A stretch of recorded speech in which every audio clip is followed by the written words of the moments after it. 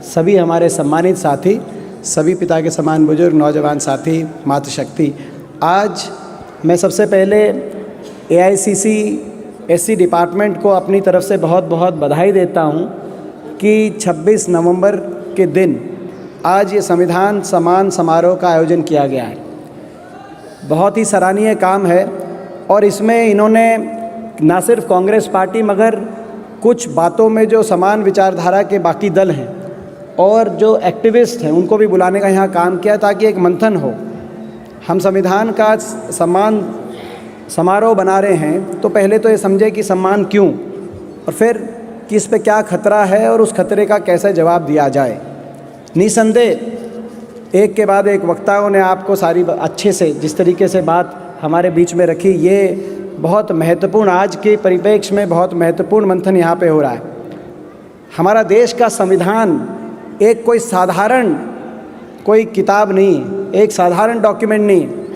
मेरा ये मानना है पूरी दुनिया में सबसे खूबसूरत लिखी हुई वो किताब है, सबसे खूबसूरत। ये संविधान है, इसने कुछ ऐसा करके दिखाया है जो नामुमकिन माना गया था। जब हमारी आज़ादी का आंदोलन चल रहा था और जब हमारा देश आज़ादी के बहुत नज़दीक पहुंच गया था तो बड़े बड़े राजनेताओं ने विश्व स्तर पे ये कहा था कि हिंदुस्तान एक अच्छा आइडिया है मगर इतनी भिन्नताओं के साथ एक देश रह पाएगा एक साथ कि नहीं।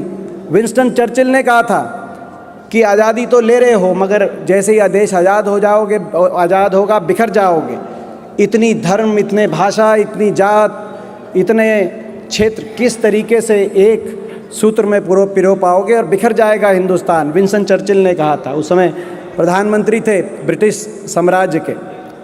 मगर संविधान बना और जो संविधान है उस संविधान ने दुनिया के तमाम संविधानों में से जो सबसे बेहतरीन, जो भारत के परिप्रेक्ष्य में जो बातें ले सकते थे उनको लिया और हमारे देश की संस्कृति और सभ्यता में से भी जो सबसे अनमोल बातें ले सकते थे, तत्व ले सकते थे, उनको उनमें रमा के संविधान बनाया। पार्लियामेंट्री सिस्टम ब्रिटिश सिस्टम से आई तो फंडामेंटल राइट्स और प्रियम्बल अमेरिकन कॉन्स्टिट्यूशन के अंदर से आया। फंडामेंटल ड्यूटीज़ सोवियत यूनियन के कॉन्स्टिट्यूशन से आई तो directive principle of state policy Spanish और आयरिश जो हमारे जो उस कॉन्स्टिट्यूशन है, संविधान है स्पेन का, आयरलैंड का, वहाँ से आए।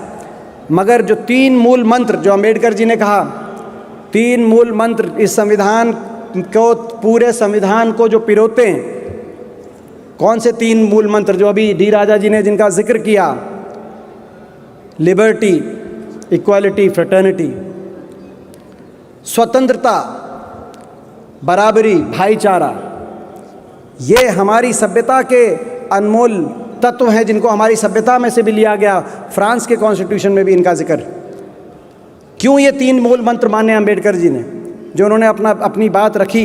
उन्होंने 2 बात की 25 नवंबर को, 26 नवंबर को जब देश को संविधान दिया, जो आज संविधान दिवस बना रहे हैं, 25 नवंबर को जो उन्होंने बात रखी अपनी संविधान सभा में, तो ये उन्होंने 2 बातें मूल रूप से रखी। पहली बात तो रखी कि ये 3 मूल मंत्र हैं और दूसरी बात रखी कि संविधान तो दिया है देश को मगर इसको लागू करने वाले की नीयत पे भी बहुत कुछ निर्भर करता है। जैसे हमारी सरकार जो भी बीजेपी की सरकार है, इनकी नीयत खराब है तो ये देश गलत दिशा में जाने का हमें डर है।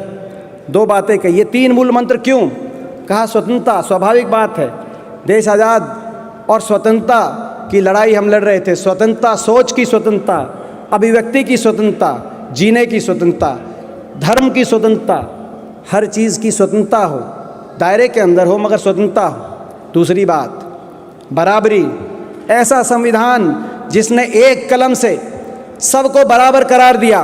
अमेरिका के अंदर भी सालों साल लग गए, अमेरिका के अंदर सालों साल लग गए। उनकी वोटिंग राइट्स भी, महिलाओं के लिए वोटिंग राइट्स पहले नहीं थी अमेरिका के संविधान में। उस संविधान लागू होने के 150 साल के बाद अमेरिका में महिलाओं को वोटिंग राइट्स मिली। ऐसा संविधान एक कलम से करार दिया, सब बराबर हैं। टाटा बिरला से लेकर आखिरी पंक्ति में बैठा हुआ आखिरी व्यक्ति भी हमारे देश के भविष्य में उसकी उतनी ही समर्थता है। ये संविधान ने बराबरी दी। मगर कहा तीसरा, जो अम्बेडकर जी ने कहा कि जो तीसरा मूल मंत्र है वो सबसे महत्वपूर्ण है। स्वतंत्रता हो सकती है, बराबरी हो सकती है, बराबर होंगे, स्वतंत्र होंगे, मगर आपस में लड़ लेंगे तो क्या होगा, लड़ भिड़ लेंगे। तीसरा मूल मंत्र भाईचारा।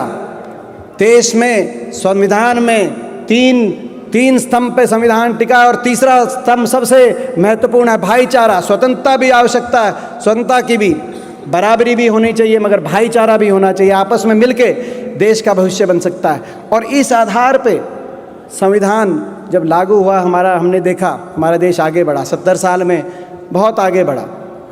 सही बात है, आज ये मूल जो धारणाएं हैं संविधान की, उन पे खतरा है, स्वतंत्रता पे खतरा हम देख रहे हैं। केवल जर्नलिज्म की बात नहीं, केवल गौरी लंकेश की बात नहीं, जो इस सरकार से असहमत है, जो इस सरकार के विरोध में कोई भी स्वर उठता है देश में, कोई विपक्षी नेता है तो उसकी आवाज़ दबाने की प्रयास होते हैं, कोई अगर पत्रकार है तो उसको चुप कराने के प्रयास होते हैं। स्वतंत्रता खतरे में है। मैं नेशनल हेराल्ड का भी जिक्र करना चाहूँगा। नेहरू जी का जो अखबार नेहरू जी ने किया था, उनका भी, उसके भी, नेशनल हेराल्ड के भी ऊपर एक बात अंकित है, स्वतंत्रता खतरे में है, इसके प्रहरी बनो। आज दोबारा से स्वतंत्रता खतरे में है। पहली बात, बराबरी भी खतरे में है। जिस तरीके से हमारे देश में धर्म के नाम पे, जाति के नाम पे जिस प्रकार की विचारधाराएं हैं, जो बराबरी का सिद्धांत था वो भी खतरे में है, उसकी भी हमें रक्षा करने के लिए आगे आना पड़ेगा। और तीसरा भाईचारा। ये तो भाईचारा जलाओ पार्टी है बीजेपी। भाईचारा तोड़ने के प्रयास करती है पार्टी। धर्म के नाम पे, जात पात के नाम पे भाई को भाई से लड़ाकर, भाई को भाई का दुश्मन बनाकर लड़ाई कराने का प्रयास करती है, अपनी राजनीतिक रोटी सेकने के प्रयास करती है ये पार्टी। इनका नारा है, हम इनसे काम पूछते हैं बीजेपी वालों से, 5 साल हो गए सरकार तुम्हारी बने, काम बताओ। कहते काम नहीं बताएंगे, क्योंकि हमारा नारा है काम की बात छोड़ो और भाईचारा तोड़ो। अगर इनका ये नारा है तो हमारा भी नारा है, हाँ, 36 कौम का भाईचारा टूटने नहीं देंगे, आपस के प्यार और प्रेम की पगड़ी को झुकने नहीं देंगे। और इस भावना के साथ संविधान की रक्षा में आपको और हमको जुटना पड़ेगा, क्योंकि खतरा है, इनकी विचारधारा से खतरा है। ये सही कहा अभी भक्त चरण दास जी कह रहे थे, उससे पहले डी राजा जी ने कहा, जिस तरीका का इनका कार्यकाल रहा है, ये कार्यकाल देश को ऐसी दिशा में लेके जा रहा है जो देश हित में नहीं है। और इसीलिए आज कांग्रेस पार्टी के राहुल गांधी जी के नेतृत्व की इस देश को आवश्यकता है। और मुझे विश्वास है जिस तरह का माहौल देश में बन रहा है, अब ये 5 प्रदेशों के चुनाव आप देख लेना, 11 दिसंबर, आज 25 नवंबर की बात है, 11 दिसंबर इस देश की राजनीति को नया मोड़ देगा। आने वाले समय में कांग्रेस पार्टी और राहुल गांधी जी का झंडा इस देश में बुलंद होने जा रहा है, आज मैं ये कह सकता हूँ। इन्होंने सही, और इतना संविधान पे प्रहार, जो एक बात की गई, सही बात है। ये आखिरी बात मैं कह के अपनी बात समाप्त करता हूँ। इन्होंने कहा कि 70 साल में, तो 70 साल जो है, अभी जो है गीता जी जो बता रही थी कि एक मुझे इस बात का भी सौभाग्य है कि राजू जी तो शायद जानते हैं इस बात को, कि जो संविधान सभा जब बनी तो अंबेडकर जी के नेतृत्व में जो सभा बनी, जिसमें सारे जो महान व्यक्तित्व, नेहरू जी, मौलाना आज़ाद, सरदार पटेल, डॉक्टर राजेंद्र प्रसाद, उसमें मुझे इस बात का गर्व है कि मेरे जो दादाजी है स्वर्गीय चौधरी रणबीर सिंह जी भी, वो भी उस सभा के सबसे नौजवान सदस्य के रूप में उस सभा में थे। और आज इत्तफाकन, एक और मैं बात बताऊं, आज इत्तफाकन उनकी जयंती भी है, इसीलिए हम रोहतक उनकी जयंती मना के आ रहे हैं। तो संविधान, तो इत्तफाकन संविधान दिवस के दिन ही उनका जो है जन्मदिवस रहा और सबसे नौजवान सदस्य थे। और एक और इत्तेफाक ये मैं समझता हूँ कि गौरव एक और प्राप्त है कि उनको अंबेडकर जी के नेतृत्व में काम करने का अवसर मिला।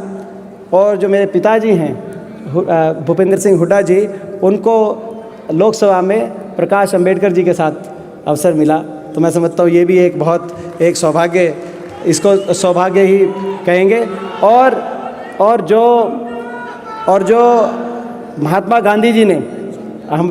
गांधी जी ने उस समय कांग्रेस में अनुसूचित जाति सेवक संघ का गठन किया था, तो महात्मा जी ने उस समय जब गठन किया उसका, तो पंजाब सूबे का, क्योंकि चौधरी रणबीर सिंह जी एक फ्रीडम फाइटर थे, स्वतंत्रता सेनानी थे, तो पंजाब सूबे का अनुसूचित जाति सेवा संघ का अध्यक्ष चौधरी रणबीर सिंह जी को उन्होंने नियुक्त किया था। ये एक आपस में किस प्रकार से मिलके, मैं समझता हूँ रिफॉर्म, सारे जो विचार, समान विचारधारा के, भाईचारा पसंद लोग, समान विचारधारा के लोग, बराबरी पसंद लोग किस प्रकार से मिलके समाज में, राजनीति में बदलाव लेके आए, मैं समझता हूँ वो समय उस बात का सूचक था। तो खैर, मैं अंतिम बात जो कह रहा था वो बात कह के अपनी वाणी को मैं विराम कर दूँगा। इन्होंने कहा कि 70 साल में कुछ ऐसा करके दिखाएंगे जो पहले कभी कुछ नहीं हुआ। बाकी तो इनसे कुछ काम हुआ नहीं, कोई वायदे पूरे हुए ना, 2 करोड़ नौकरी आई, ना काला धन आया, ना अच्छे दिन आए, मगर ये वायदा ज़रूर इन्होंने थोड़ा पूरा किया है। 70 साल के कुछ रिकॉर्ड इन्होंने ज़रूर बना दिए।